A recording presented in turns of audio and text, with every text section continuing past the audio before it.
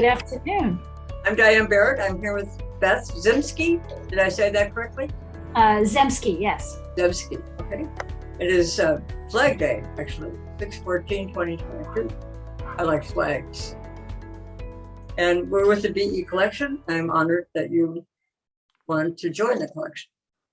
That's right. We're interviewing out lesbians over the age of 30 about their careers and how they went on that path,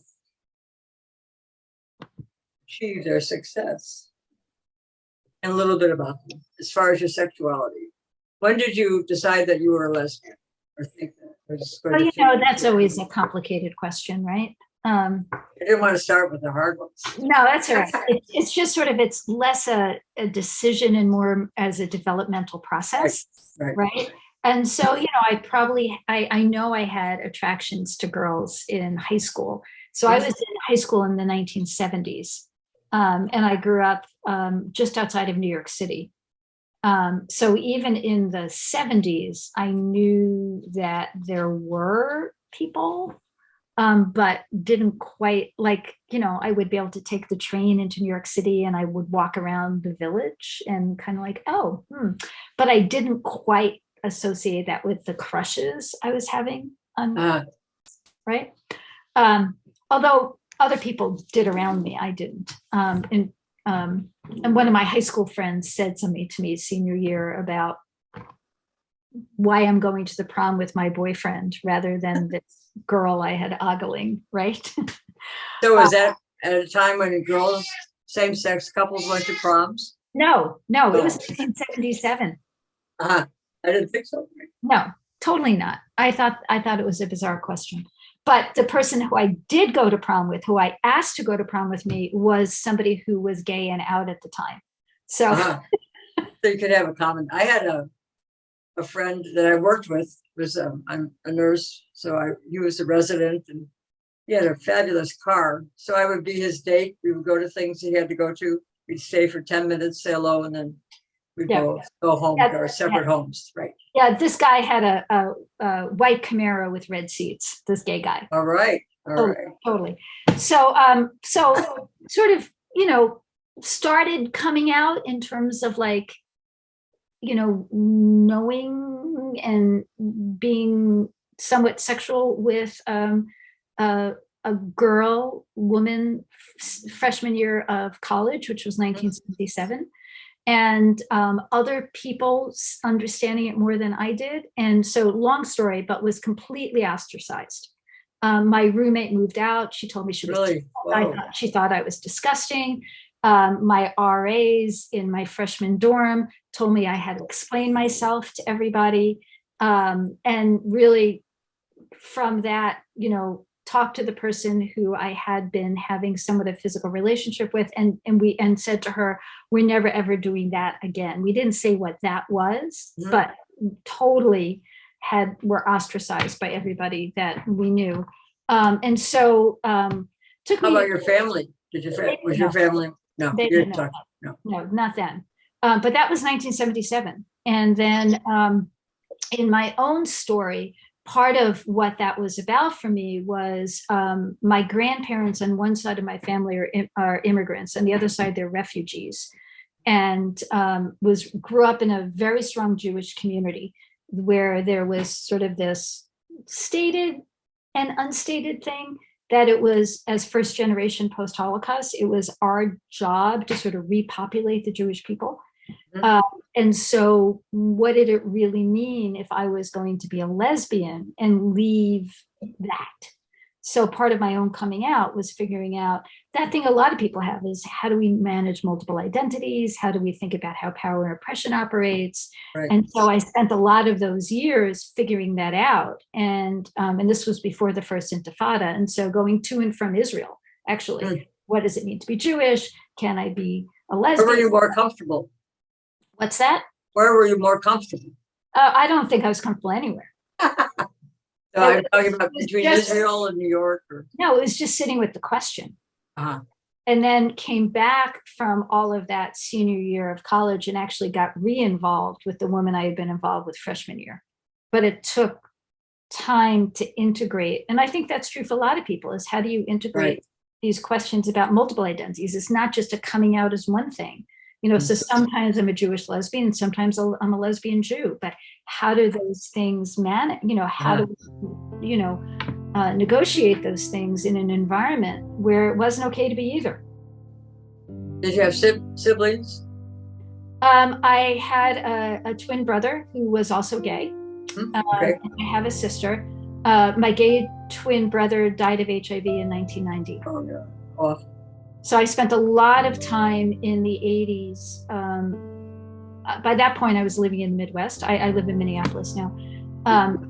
But I was in St. Louis for grad school during some of that time, flying back and forth to New York City. And I was in Minneapolis some of that time.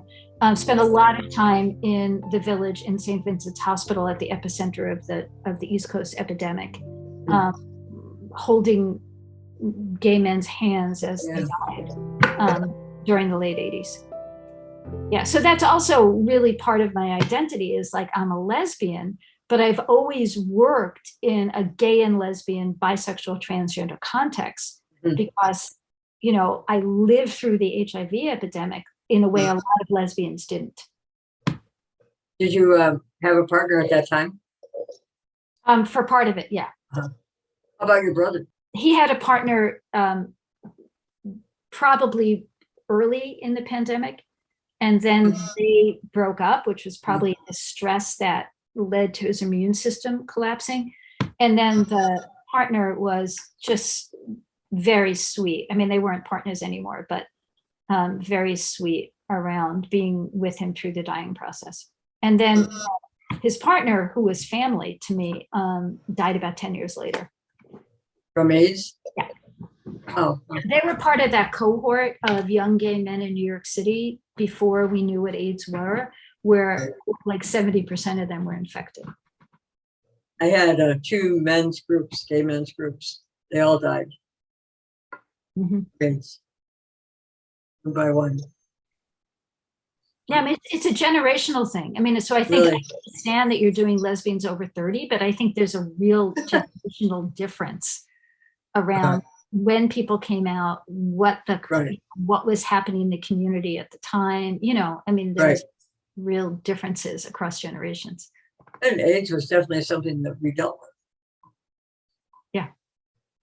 Well, but now I did an interview with the mask on. I thought, well, this is where we are today.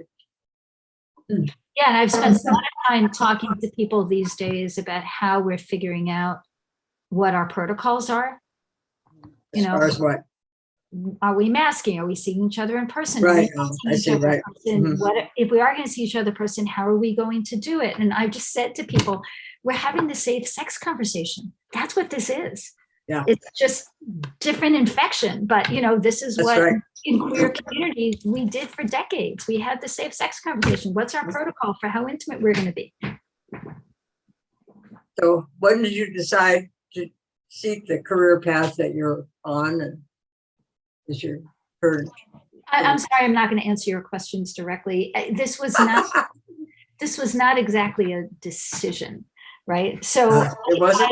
I trained to be a psychotherapist, which I did for a number of years. And I did what psychotherapists do. I worked with rape and sexual abuse, domestic violence, physical abuse, chemical dependency. And I moved and I did that. And then I moved to Minneapolis because I was recruited to be a psychotherapist in a United Way funded gay and lesbian counseling program. So I moved to Minneapolis with a gay for pay job, right? And did that for a number of years until my brother was diagnosed. And there was something about HIV, which, maybe I was even a pretty good therapist, but I felt like I was sending my clients, even when they healed, back out to a battle we were desperately losing, because Reagan didn't even say HIV to 87, right? And hate crimes were on the rise. Nobody really cared about our lives. And so I was healing people from trauma and abuse, and they were going back out in the street and getting abused again. either by hate crimes or by a medical system who didn't care about us. And I was also, my clinical specialty was same-sex domestic violence. And so I was working with both victims and perpetrators. And part of the reason I was doing that is that the courts and the police system didn't know how to deal with us. You know, they'd arrest both people, even if one person was being victimized, they'd arrest both people because they couldn't figure out who the perpetrator was. So I was, you know, even if I was a good therapist, I felt like the systems weren't working. So this was about 1989. And it was when our statewide LGBT civil rights organization was just getting off the ground.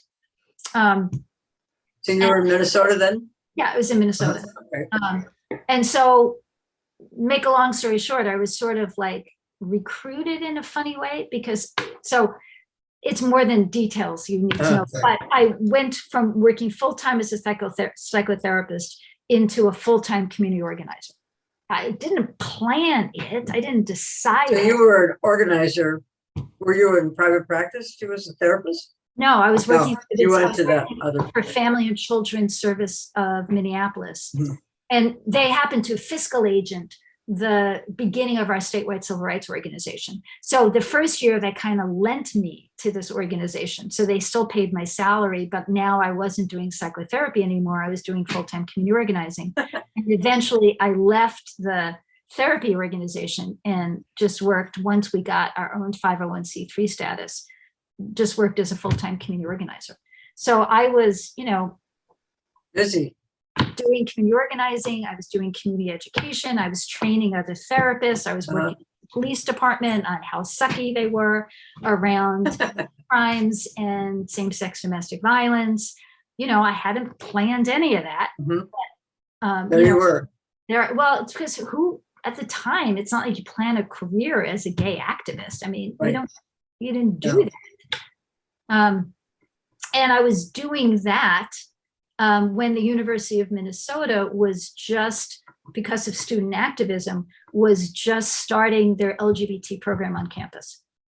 And I was getting burnt out. I was getting burnt out as a full-time community organizer. And one of the people who was at the university was on the board of this community organizing thing I was part of. And she said, you know, there are all these academics applying for this job, but what we really need is a community organizer. Will you apply? Great. And then I spent 13 years at the University of Minnesota. I hadn't planned that. I hadn't decided. So what are you doing now? So now I am a full-time consultant, which means I work for myself. I don't have a job and I work all the time. And what I do is what I call intercultural organizational development. So I work with organizations that have a mission, vision, value around equity, not just diversity and inclusion, but equity. And I align their organizational culture, strategies, practices with the work they want to do around equity from an intersectional perspective, racial equity, sexual orientation, gender identity, you know, all of that stuff. People refer into you. All my work is word of mouth. I work with foundations, nonprofits, higher ed, healthcare. Very little corporate. I don't like doing corporate stuff, but I work with some of the biggest foundations in the country. You let people know you were there. Yeah. Or more like I did my work and people noticed that I was there. So are you in a relationship? Yes. Great. And is your partner in the same field as you are? No, my partner is a wilderness guide. Who does so there's a tiny intersection. She does keynote speaking and leadership development around lessons she's learned from the wilderness. So she works more with corporations. She does stuff like dog sledding and whitewater canoeing, and then brings stories about that to help corporate leaders learn how to build a team. Like she'll tell a story about a dog, about, you know, the dog on her dog sled team who learned enough not to get run over, but not enough to actually pull, right? Sort of, what does that mean about team building? So she'll just yeah, good. So you're both very unique in your thinking. That's good. Has there ever been a time when you concealed your sexuality? Well, back when I was just coming out. But in terms of your professional. No, I mean, I've been in this super unique position where I've actually, my job title for 30 years had the word gay or lesbian in it for 30 years. And I was also, during a good chunk of time, I was on the board of directors for the National Gay and Lesbian Task Force, now the National LGBTQ2 Task Force. And I was chair of the board. So, you know, starting in the early 80s, my name was in the press a lot. You like that? I don't think you don't care.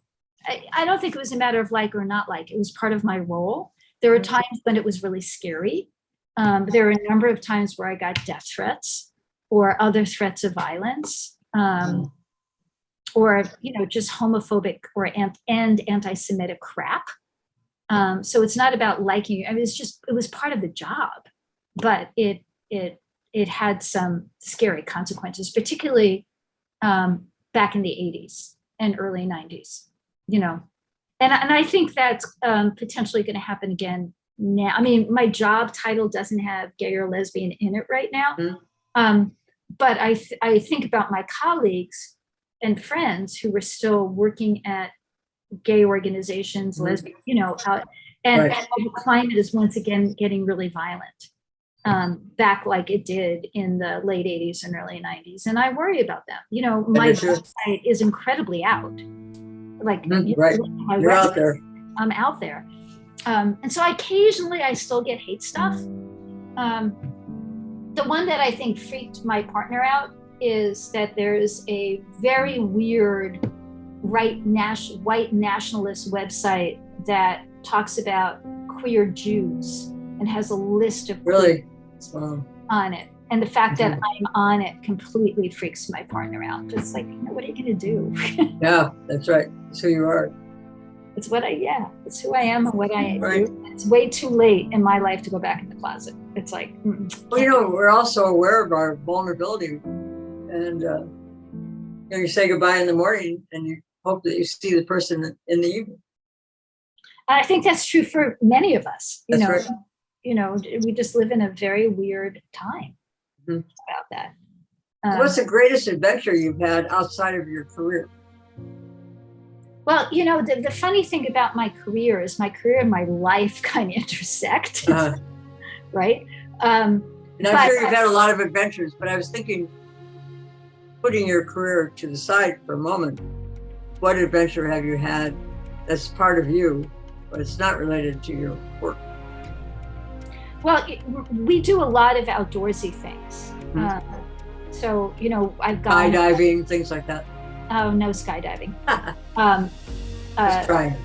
Yeah, I'll tell you something else about me in a minute. But we've gone on like wilderness canoe trips, like in the Quatico in Canada, where you know, take a seaplane in and get dropped off in the middle of a lake, and then have to be at the Trans-Canadian Railroad on a certain day for the train to go by and pick you up, because otherwise you're out there for a whole nother week. Like that kind of. You made it. Yeah, that's an adventure.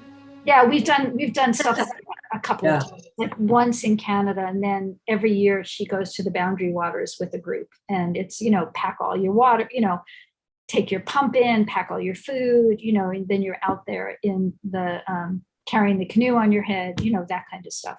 I've seen those pictures. Yeah, and we travel a lot, and we don't travel anymore without volunteering somewhere. So we were in Costa Rica for a week a few years ago, and we volunteered at a biological research station where we slept with the scientists in mosquito netting for a week, 10 days. How did you establish that opportunity for yourself? Just looked online. You know, the volunteers needed. Yeah, eco volunteers, and, you know, did stuff like go to the beach at 4:00 in the morning and make sure the sea turtle eggs are okay, and dig up the eggs and move them into the sea turtle nursery, you know, stuff like that. Right. Which that's is good. Yeah, that's pretty much how we spend our free time, doing stuff like that. So who packs the bags for that? You or your partner?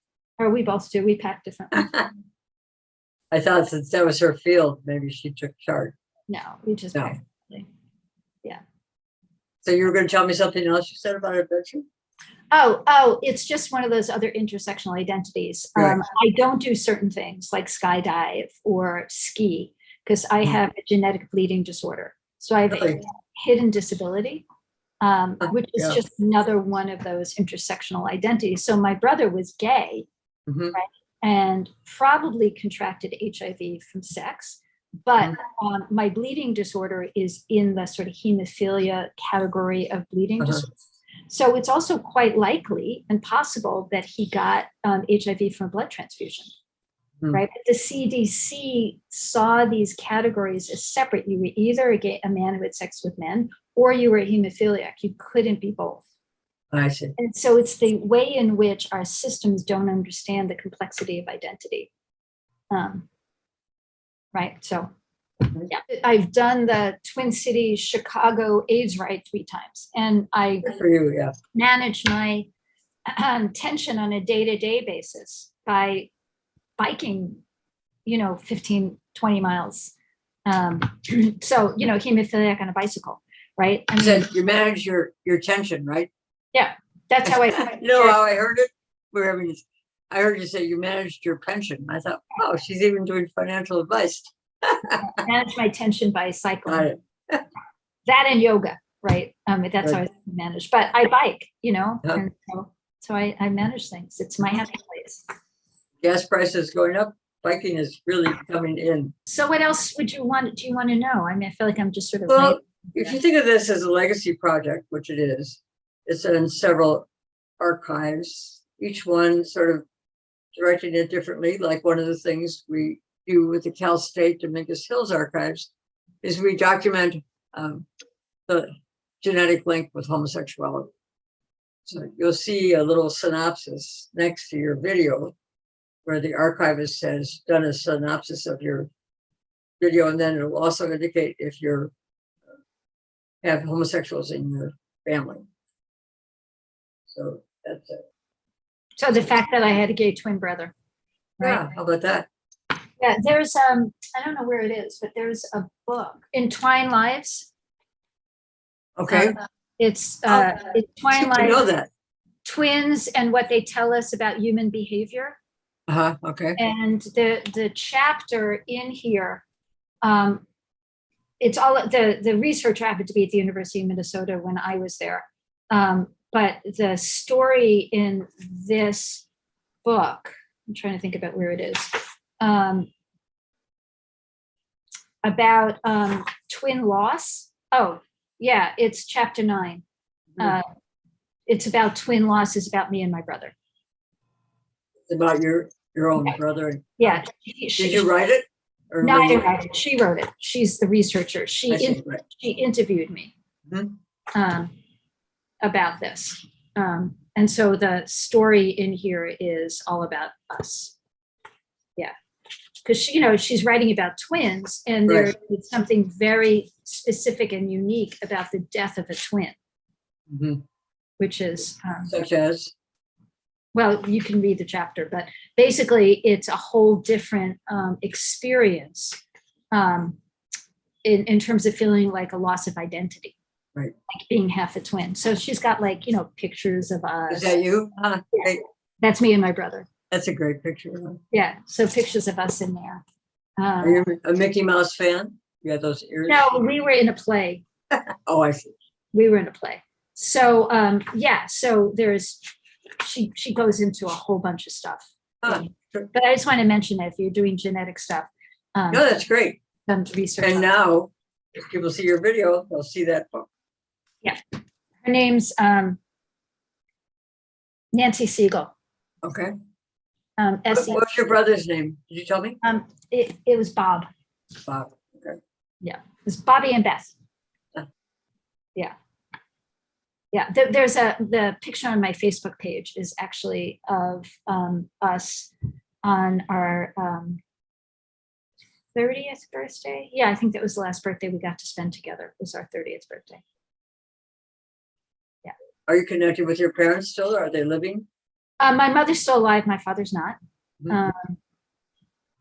She's in assisted living in Florida. And so I manage her healthcare, her finances. It's a full-time job to do that. I have a sister I'm not particularly close to, and a niece that I'm very close to, her daughter.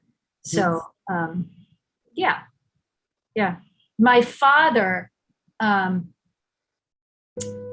this is sort of heartbreaking in its own way, but when my brother was dying, my parents were, by the time he got AIDS, which was years, not that long. I mean, it was probably 10 years after he had come out, and, almost 8 years or so after we had gotten through all of this, because I came out to them like in 1983. He had come out a little bit earlier, and he got sick like in 89. So it was, by that point, they were part of PFLAG. They were, engaged in stuff. When my brother was diagnosed, my mother joined a group called Mother's Voices, which is a group of moms who had kids who were dying or had died of HIV. So they were, doing their thing, and incredibly supportive when my brother was dying. And when my father was dying, he had pancreatic cancer. Heartbreaking, but one of the things that we asked him is, what is it you want from this period of your life? Because we knew he was dying, he had pancreatic cancer. Right. And he said, I want to die as well as my son did, which is just heartbreaking, if you think about it. And my brother, one of the things he used to say was, it's important to live every day. And so we actually wrote on his tombstone, facing death, he taught us how to live. Yes, that's what it sort of says on this. Were you there when he died? No. I was in New York with him, and for quite a long time. And he chose to go to Florida to be in a hospice there. So he was because none of us were living in New York at the time, except for him. And so he was with my parents. But So then, when you came out to your parents, were they at ease with it? Not at the time, but they worked it through. I have a good friend whose brother is gay, and she is also, and he came out first to her mother, who was a single parent. So when she came out, she said, well, doesn't matter. I mean, she'd already been through it with the brother, so she was fine. Well, he hadn't really done the work with them. So they knew, but they hadn't really worked it out. Yeah, I don't know. Do you think you do? What? I don't know that families do work it out, parents. Oh, I totally think people work it out. Do you? Oh, totally. Totally. Have seen it over and over and over again. And not just my family and my partner's family, but I mean, I worked as a therapist even in the before it's like now, and I've just, so many people have worked it out. I totally work it out. Yeah, I don't know what your experience is, but It's been that. I think that the hope of the parent is that for the safety of the child, and that never changes, even as the child ages. And they don't, many times, they don't feel that their child is really going to be safe. Well, I think that has a lot to do with race, class, and other stuff. Right. I mean, but it's there. My family always thought safety was conditional. My grandparents were refugees. That's true.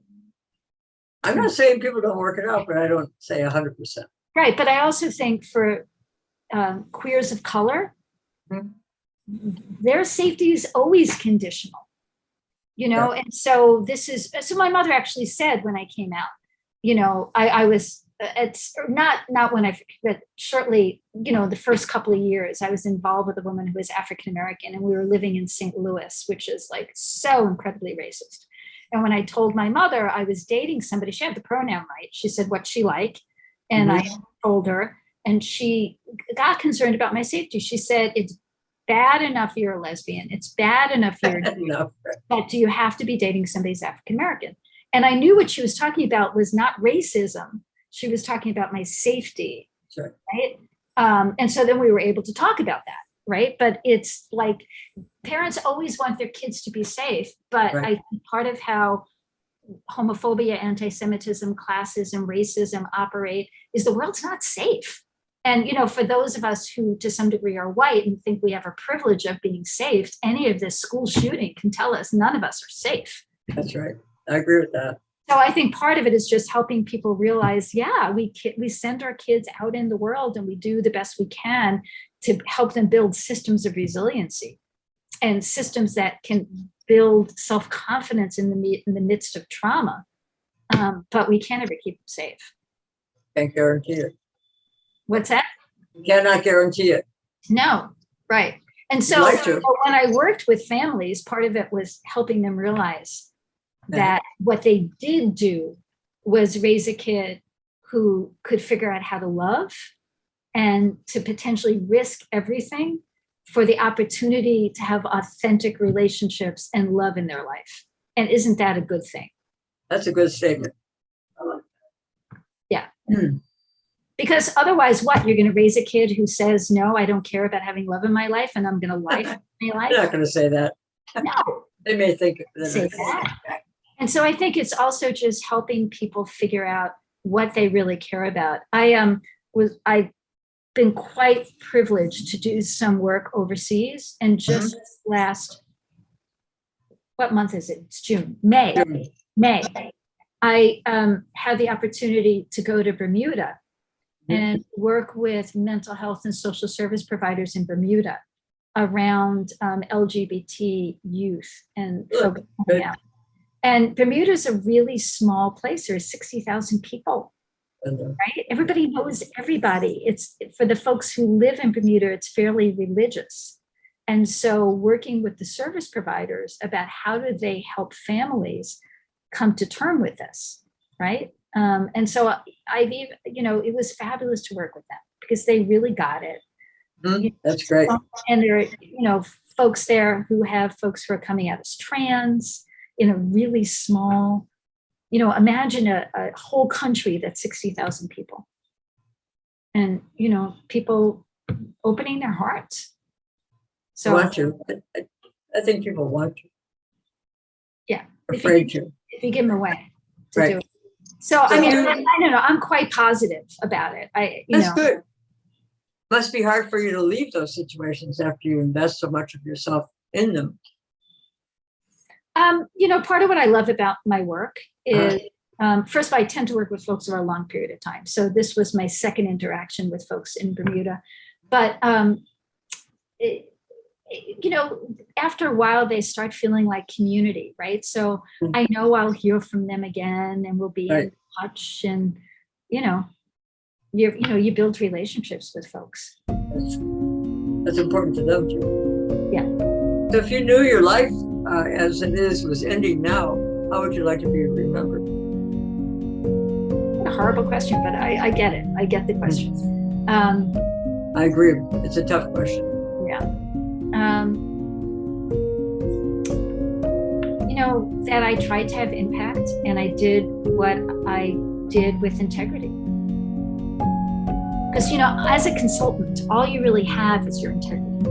That's true. All you have is showing up, saying what you do, doing what you say, and hanging in there for the long term to have impact. And I hope that people see that, and that what I mostly cared about were the nature of my relationships with people. And I've been really, really blessed to be able to have impact, whether it's... I can tell that. Yeah. You're excited about it, which is great. Yeah, right. And seeing like major foundations changing their grant guidelines or seeing, queer organizations shift their strategy. I feel like I've been able to impact. So I'm ready to close. Thanks for coming here, being a part of this. Okay. All right. Thanks so much. We'll see you again. All right. Thanks. Bye. Thank you.